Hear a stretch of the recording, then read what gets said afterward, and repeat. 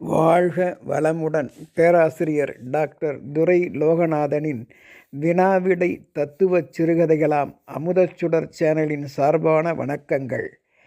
என் கதைகள் வெளிவர உதவிடும் யூடியூப் நிறுவனத்தார்க்கு வணக்கங்கள். என் கதைகளுக்கு நாளுக்கு நாள் பதிவிறக்கம் சப்ஸ்கிரைப் செய்து என்னை மகிழ்விக்கின்ற ரசிக பெருமக்களுக்கும் வணக்கங்கள். என் கதைகள் ஒரு வகை கற்பனை ஓட்டமே என்றாலும் வீட்டிற்கும் நாட்டிற்கும் பயன்படக்கூடிய தலைப்பாம். காடு வெட்டிகள் என்னும் தலைப்பினை நோக்குவோம். காட்டூர் வாசியான கருணாகரன் முகத்தில் அன்று ஏதோ ஒரு வேதனை கலந்திருந்தது. அதை அவரது மனைவி கயல்விழி தம் விழிகொண்டு அவரது திடீர் சோகத்திற்கான காரணத்தை அறிந்திருக்கலாம். ஆனால் அதை அவள் பொருட்படுத்தவில்லை. எதை பற்றியும் தேவையில்லாமல் சிந்திக்கக்கூடாது என்ற கொள்கை உடையவள். காரணம், அவளது குடும்ப நலனில் மட்டுமே அவள் அக்கறை செலுத்தி வந்தாள். அவள் வசிக்கும் பகுதியில் நல்ல காற்றோட்டம் ஜில்லென்று வீசும். ஆனால் தற்போது நல்ல காற்றும் இல்லாமல் வெப்பக்காற்றே வீசத் தொடங்கியதால் மிகவும் வேர்த்து விறுவிறுத்து போனாள் தன் கணவருடன் சேர்ந்து தற்போதைய சில மாதங்களாகவே. அதையெல்லாம் கவனித்த கருணாகரனுக்கு மிகவும் வேதனையாயிற்று. காக்கை மற்றும் சிறு பறவைகளுக்கும் அணில்களுக்கும் சமைக்கும் உணவில் அவைகளுக்கு தேவையான அளவு உணவு படைப்பால் அளிப்பால் முன்பெல்லாம். அவைகளும் இவள் குரல் கேட்டு ஓடோடி வந்து உணவை உட்கொள்ளும். அதில் அவளுக்கு ஏற்படும் ஜீவகாருண்ய உணர்வே காரணமாகும். ஆனால் தற்போது அவள் கூவி கூவி அழைத்தாலும் வைக்கப்பெற்ற அந்த உணவை உட்கொள்ள எவையும் கூவி அழைத்தும் வரவில்லையே என்ற ஏக்கம் இருவரையும் வாட்டியது.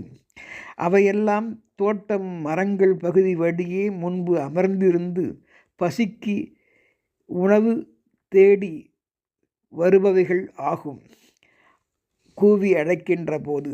அதனால் கருணாகரன் போலவே கயல்விழிக்கும் தற்போது மிகவும் வேதனையை தந்தது அந்த செயல். முதல் முறையாக இவ்வாறு தன்னவளும் வேதனை உறுவது கண்டு பொறுக்க முடியாது துடிதுடித்தான் கருணாகரன். துன்பத்தில் அவனை ஆழ்த்தியது சோகம். காற்று ஓட்டமாக மனப்புழுக்கத்தையும் போக்கிக் கொள்ள கண்ணுக்கும் கருத்துக்கும் விருந்து அளிக்கும் தோட்டமங் மலர்கள் நிறைந்த வனாந்தர பகுதிக்குள் எப்பொழுதும் போல் காட்டுப்பகுதிக்குள் சென்று வர எண்ணம் கொண்டாலும் தற்போதைய சில மாதங்களாகவே அதற்கும் இவர்களுக்கு வழியில்லாமல் போயிற்றே என்பதுதான் மிகவும் வேதனை. நம்மிடம் நாகரிகம் பெருக பெருக அறிவியல் கண்டுபிடிப்புகள் வளர வளர வளர காட்டை அடித்து நாடாக்கும் கலாச்சாரங்களும் பெருகி வருவதை எண்ணி வேதனைப்பட்டார் கருணாகரன். இப்படி இருக்க எவற்றையும் முன்பு அறியாத கயல்விழி உணவு படைக்க, உயிரினங்களுக்கு உணவு கொடுக்க அவைகளை கூவி கூவி அழைப்பாள். பறவைகளை வேகமாக தன் குரல் எழுப்பி கீச் கீச் என்றும் கா கா கா என்றும் தன் மூச்சு முட்ட கத்தி அழைப்பாள் கயல்விழி. அதை கண்ட கருணாகரன் எப்படி வரும் என்று தனக்குள் வேதனைப்பட்டவர் வெளிப்படையாகவே அவள் கேட்கும்படி எப்படி வரும் என்று கேட்டார். அவள் சிந்திக்க தொடங்கினார். அப்பொழுது அவை வசிக்கும் இடங்களையே அந்த பாவிகள் அழித்து விட்டார்களே கயல்விழி. அவைகள் வசிக்கும் இடங்களே காடுகள்தானே, தோட்டங்கள்தானே, வீடு வசதி நம்மைப்போல் காடுகள்தானே, மர நிழல்கள்தானே. அந்த வீடு வசதி இல்லாமல் அவை எங்கே சென்று தவிக்கின்றனவோ யார் கண்டார்கள்? அவைகளின் குஞ்சுகள் என்ன பாடுபடுமோ? அவற்றையெல்லாம் எண்ணி அவைகளும் வேதனைப்படாதா, கண்ணீர் சிந்தாதா? காடுகள் அவ்வளவு முக்கிய பங்கு வகிக்கின்றனவா என்று கயல்விழி கருணாகரன் பதிலை எதிர்பார்த்தாள். ஆமாம் கண்ணே கயல்விழி, மக்கள் வாழ்வுக்கு ஆதாரமாய் விளங்குவதே காடுகள்தானே. ஏன் நமக்கு இறைவன் கொடுத்த நன்கொடை என்று கூட சொல்லலாம் அல்லவா? வேறு என்னென்ன என்றால் கயல்விழி அவனை நோக்கி. உடனே கருணாகரன், நன்றாக கேட்டாய், கூறுகின்றேன் கேள். கவின்மிகு அழகிய காட்சிகளை காடுகளில்தான் காணலாம்.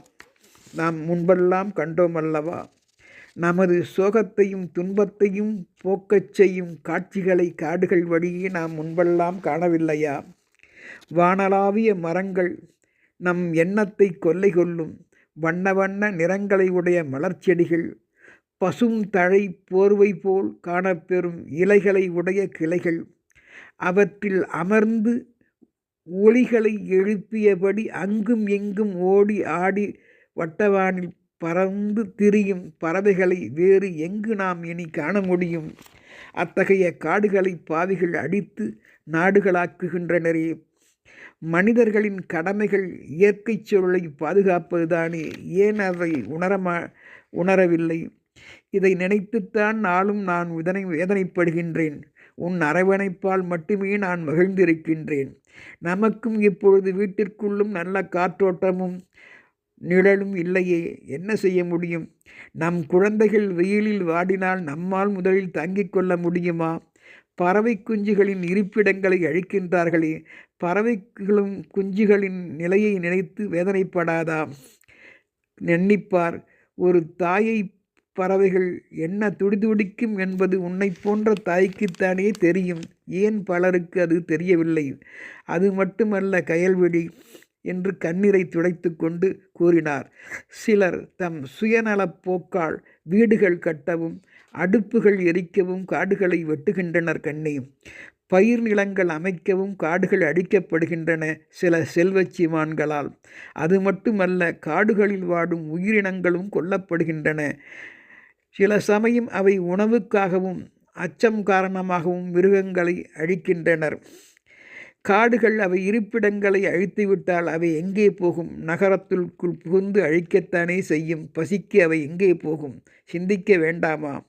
உடனே கயல்விழி அறிவு என்கின்ற தம் விழிப்பார்வையால் காட்டின் பயன்பாட்டை மேலும் அறிந்திட அவன் பதிலை எதிர்நோக்கினான்.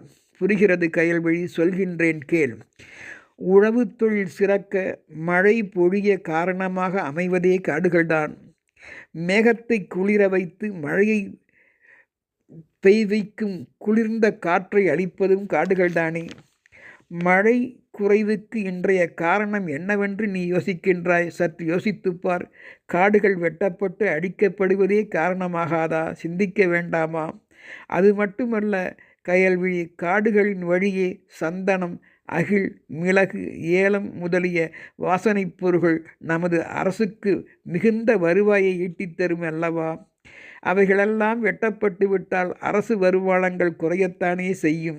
அதன் வழி நாட்டின் பொருளாதாரம், வீட்டின் பொருளாதாரம் குறைந்து வேதனைப்பட வைக்குமே. காப்பி, தேயிலை, ரப்பர் மரங்கள், தேக்குகள் உபயோகப் பொருள்தானே. யூக்கலிப்டஸ் ஆயில் மரங்கள் தலைவலி போக்கிடும் தைலத்தை தருகின்றனவே, எண்ணி பார்க்க வேண்டாமா? அதன் வழி அரசுக்கு மேலும் வருமானம் கிடைப்பதோடு காடுகளில் தேன், கோந்து, தோல் பதையிடும் பொருள்களை எடுக்க முடியுமே. அது மட்டுமா? தீக்குச்சி செய்யவும் மரங்கள் உண்டு என்பதை அறிய வேண்டாமா? பிரம்பு, மூங்கில் மரங்கள், இறந்துபட்ட விலங்குகளின் தோள்கள், யானை தந்தங்கள், மயில் தோகைகள் நாட்டின் செல்வத்தை உயர்த்துமே. பெரும் மழையால் மண்ணெரிப்பு ஏற்படாமலும் ஆற்றங்கரை நீரோட்டப் பகுதிகள் அழிந்து விடாமலும் காடுகள்தானே காக்கின்றன. எல்லா நச்சுக்காற்றையும் தூய்மையாக்கும் சக்தி பசுமை காடுகளுக்கே உண்டு.